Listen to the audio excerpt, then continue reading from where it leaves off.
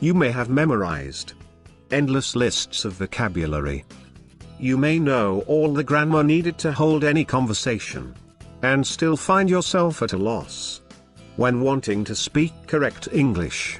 I am pretty sure you are facing this situation. Why am I not able to speak correct English? Or why is your English not improving? There are various reasons behind this. Some of them, more or less the same, that all of you face. In this video, I would like to give you a few tips to help overcome the problems you might be experiencing in learning English. I would tell you some of the simplest methods to improve your English communication skills. The first thing you need to do is slow down your speaking speed. Yes, you heard it correct. Slow down your speaking speed. You might be great at communication when it comes to your mother tongue, but expecting the same level of communication from yourself when speaking in English may not be very realistic. Especially if you're at the early stages of learning English. Students are often told not to worry about the mistakes they're making.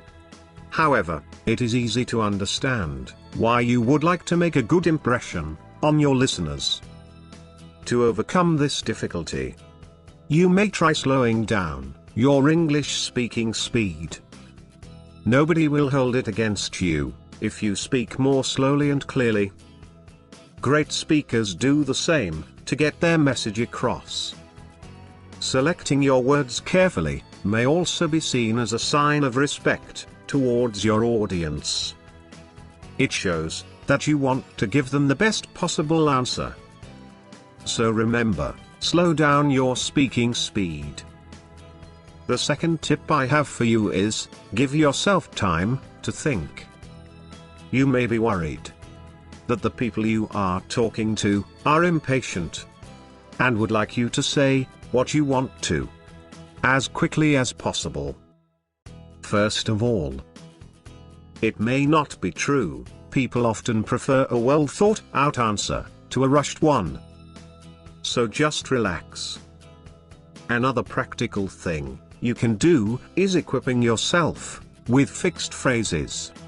You can use these fixed phrases instead of remaining silent. Doesn't that seem to be a good option? Let me explain that to you with an example. If someone asks you, "Why is there so much violence shown on the TV?" you could reply saying, "That's a good question. Let me think for a moment. I haven't really thought about it before. Well, I suppose," and then you could give your answer. By doing so, you get considerable amount of time to reflect just by repeating the question and adding a few sentences. If you do the same, you'll sound more fluent and won't feel the pressure of having to say something before you're ready. Fixed or set phrases are phrases whose words are usually fixed in a certain order. They can be verb patterns, idioms, collocations, basically anything we always say in one particular way. Let's look at some examples of fixed sentences you could use in your conversation. Well, during the day. In the meantime, why don't we? It's been a long time since. Sorry to trouble you, but would you mind if... Oh, come on. I'm just kidding. The next tip I have for you is, learn complete sentences. Not only words or vocabulary. In a way, this will take the pressure off you too. When you learn a new word, try to memorize a couple of sentences that contain that word in it. There might come a time when you can use one particular sentence with little or no alteration at all. Unfortunately, many people learn words by heart, but have no idea how to use them in a sentence when it comes to real conversation. You could also visit our YouTube channel, Daily Video Vocabulary. On this channel, you would learn a new word, idiom or a phrase daily. You would have more than 10 sentences to practice the vocabulary you have learned. The link is mentioned in the description of this video. You can check that out after watching this video. Coming back to this lesson, when you learn complete sentences, it will be such a relief, not having to worry about whether the sentence is correct grammatically or not. Let's look at an example. To appreciate. To appreciate means to recognize the value of something or somebody. If you have to use it in a sentence, you could say, I think it's necessary to feel appreciated in a relationship. I appreciate all your hard work.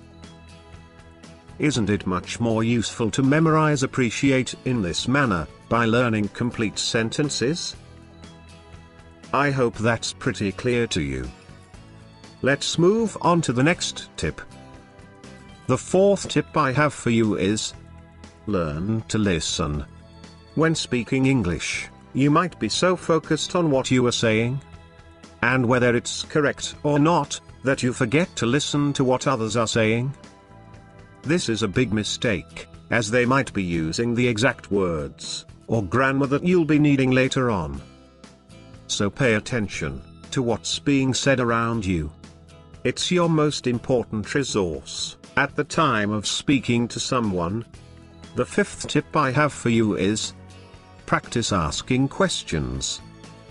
We also need to keep in mind the fact that communication is a two-way process. You don't just project yourself as uninterested in the conversation, but you also come out as a rude person. If you don't ask questions, you might also end up being the one who has to do all the talking. So, when you've run out of ideas about what to say next, remember, others might have something to add. Some of the English phrases you could use to keep the conversation going are. What are your views on that? How about you? What do you think? Why do you think there's so much violence on TV? Questions like these will keep the conversation going, and will show your interest in other people's opinion. That will also give you time to relax a little, and start enjoying yourself. Asking questions can be quite tricky, so make sure you spend enough time learning the correct ways of asking questions. Well, the last tip for today is, produce, produce and produce. As I said at the beginning of this English lesson, you might know a lot about the English language, but this is passive knowledge that must be activated somehow. Your aim is to be able to speak correct English. Practice is undeniably the best way to learn and improve your English. Writing is one way of activating and practicing the English language. It may help you get used to and reflect on the ways English operates, which, in turn, might prove to be useful when speaking English. Spoken English, on the other hand, is a much more spontaneous process, and nothing prepares you for it better than actually doing it. So, find people you can practice with, either on Skype, or on language exchange sites, or here on our channel. In the comment section, you could answer some of the comments, ask some questions as well. Don't you think it would be a great learning curve? So use all the tips that I have shared with you to improve your English communication skills. Don't forget to click on the bell icon to get notifications of your new English lessons when they are up on our channel. Subscribe to our channel and watch other lessons. We have a library of more than 900 English lessons for you. It's time for me to sign out. I would see you soon with some interesting tips to improve your English skills. Till then, you take care.